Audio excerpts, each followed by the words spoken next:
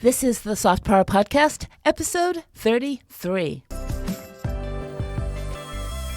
To really compete as a professional or business owner, you have to own the room.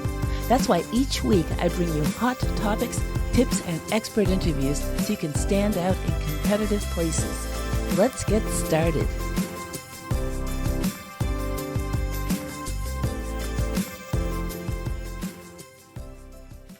Hello, I'm so glad you're joining me today because I want to talk about something important. Something you take for granted and what you think people don't notice, and that's your presence and how you're perceived in conversations, meetings, pretty much any time you have to or should have something to say. We're talking about this today because it comes up a lot, and the more you focus on your presence, the more you'll stand out and the more rewards you'll receive, both in terms of just general professional respect and financially as well. Because we certainly don't go out of our way to hire people or give them raises or enter into lucrative client contractor agreements with people who have difficulty speaking. That's because how you choose to articulate what's on your mind or what you have to offer, or even your most basic, polite interest in the other person is the ground level of relationship building. And we like to do business with people we know, like, and trust. That good old KLT factor. You see, when all things are equal, people will often opt for the person they feel more comfortable around, or the one who doesn't come across as ill at ease. Let's take introductions as an example. Something as seemingly minor as introducing two people is actually a skill that requires thought and a little practice, and that alone can show how socially smooth or rusty you are. Can you think of an occasion, either in business or socially, when the person you're speaking with failed to introduce you to the other person by their side? It's happened to me, and it's very uncomfortable. It's uncomfortable for me. It's uncomfortable for the other party that joined us who's expecting to have that person in the middle introduce both of us. Avoiding cringeworthy situations is your job, and that means knowing what to do and not taking any situation for granted. And that's why I'm here. Social skills always matter. And we're not always going to be in a pandemic and socially distanced forever. So it's in our best interest to intentionally seek out ways to use what we already know and to practice that which we've learned just so it comes naturally and it's not disjointed when it's time to put them to use. If you don't use it, you lose it. Now, whether or not you want to engage in in-person small talk or respectfully interject in an online meeting, the time will come when you have something to say that's critical to a discussion and you aren't sure how to speak up in the most clear, concise, and effective way and not have anyone discount or ignore your contribution. The most important thing is to not hijack someone else's conversation, and hijacking occurs when you didn't initiate the conversation and other parties haven't specifically asked for your input, not that it's not welcome, and you may have an opposing viewpoint. So with all that said, the best approach will be to paraphrase what's already been said. If this isn't currently the approach you use when entering conversations that are already in motion, just hear me out because it's amazingly effective with my clients who are accomplished high achievers just like you, but they seriously struggle to speak up. Sometimes it's debilitating shyness or overthinking introversion or just being self-absorbed and self-conscious, and your thoughts are usually on you and what people think of you. So paraphrasing what was just said is effective because you don't have to initially think of something original to say. But be careful. What you want to do is restate the other person's comment in your own words to gain understanding, but not in a mimicky, parroting way. That would be a little obnoxious. But restating with a tenor of understanding and gravitas, or using your own words to tell what you think the speaker meant, not what they said, is welcome. And it shows people you've heard their words clearly.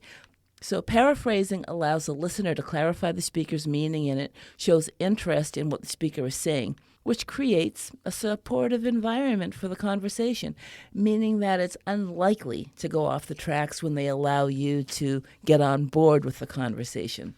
An example of paraphrasing after observing or listening to a conversation for a few minutes that you wish to be a part of may go something like, let's say the person speaking says, "I'm having a hard time getting in touch with Jeff during the business day since he started working from home, and I'm not sure what's up."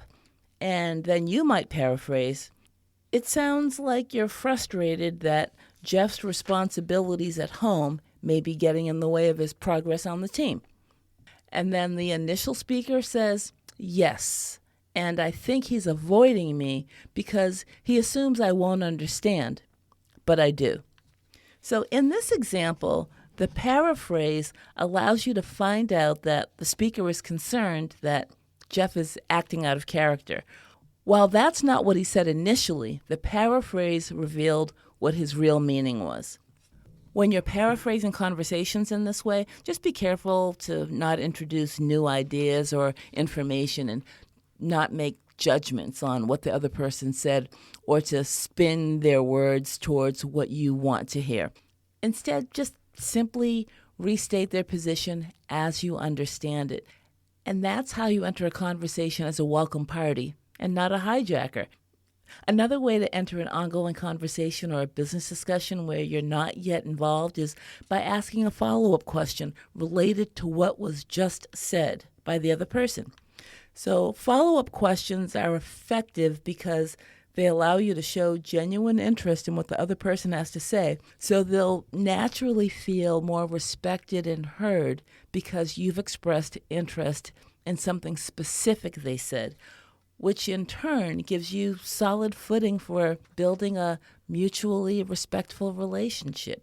The good news for you is follow-up questions don't require much thought or preparation since they're based on immediate conversational topics. Now, as I say that, I can imagine you're thinking you're not that quick on your feet in terms of coming up with an appropriate follow-up to something that was just said, and you don't want to look silly or to sound misinformed. But if you focus on listening, which regular listeners to the podcast know I recommend a lot, this will help create more natural follow-ups and show the other person that you value their time and ideas. Another technique would be to say, interesting, or good to know. May I ask you more about that?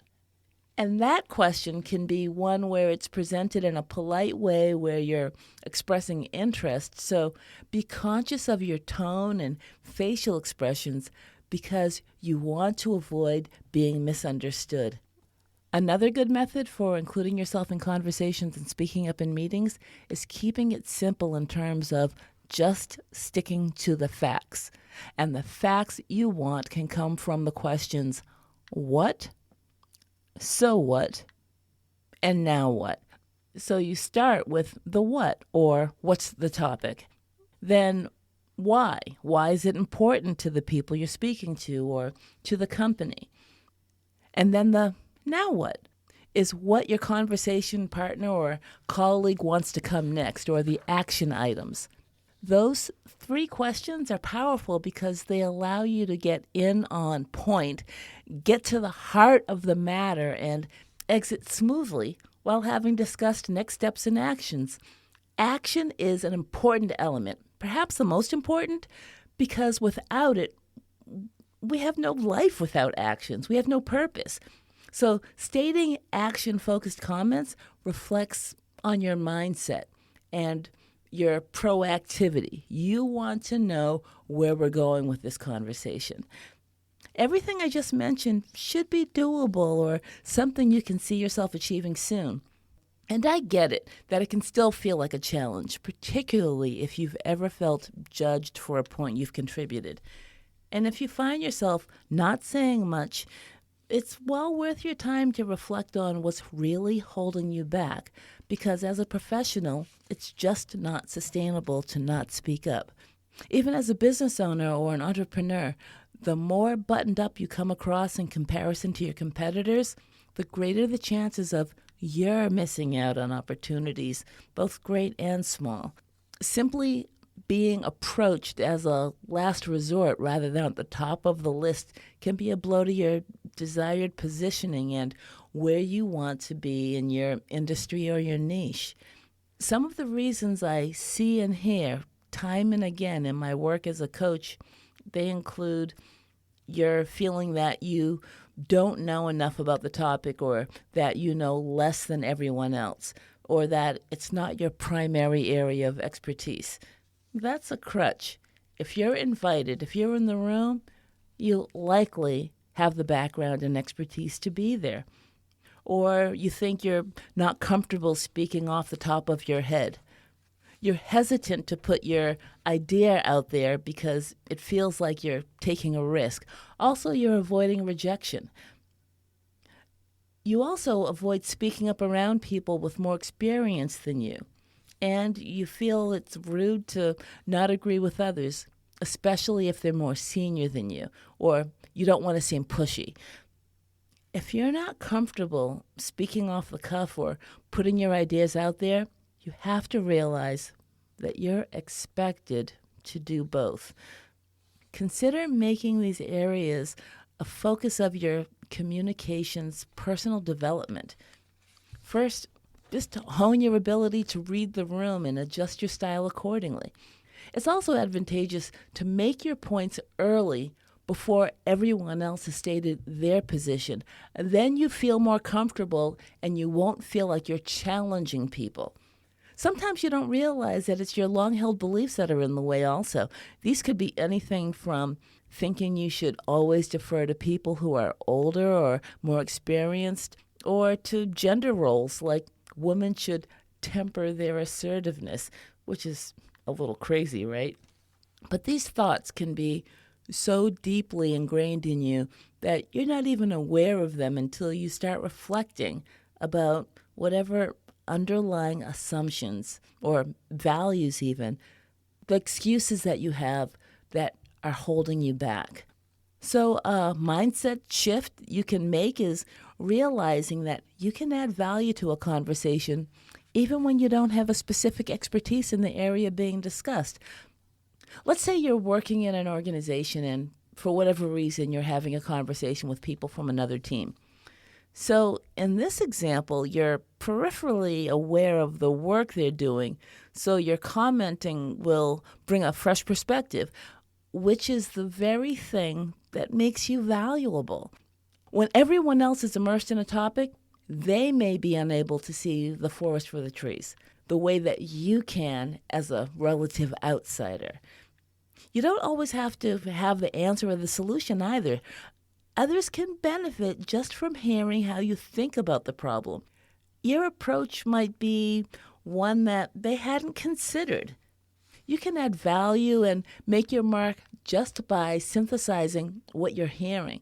For example, in a small group or a meeting, when you make statements like, "Here are the key opportunities I'm hearing," or mentioning that two parties have similar goals and they're just stating them a little differently, when you say things like that, you're helping keep meetings on track and focused, and you're showing people that your outside perspective is valuable. How you see the situation is helping them to see themselves. As with so many other aspects of developing business conversation skills, speaking more in meetings and social groups gets easier when you enlist an ally in your cause. Let's say you work in a state that doesn't adhere to COVID restrictions and you're networking like it's 1999, but you still feel uncomfortable approaching people or joining in on already established group conversations. ask a friendly colleague to help you enter the conversation. They can say something that lets others know you've handled similar situations like this before. And if you're in a virtual meeting, your best bet is to get on the agenda in advance so you have plenty of time to prepare and you don't feel pressured to interject. I encourage you to implement these methods for speaking up and inserting your ideas as well, and permanently removing any roadblocks in the way of your being more effective and powerful in your communications.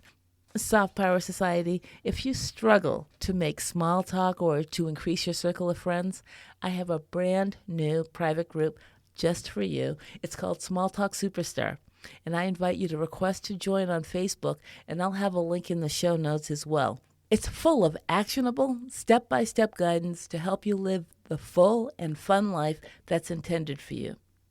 Thanks for joining me today. Bye for now.